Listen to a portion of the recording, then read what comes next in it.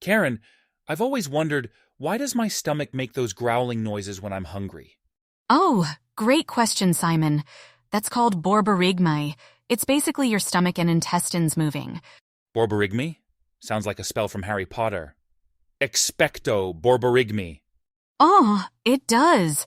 But it's actually just those muscles contracting to move food, gas, and fluids through your digestive tract. So it's like my stomach is trying to sing a song when it's empty? Sort of.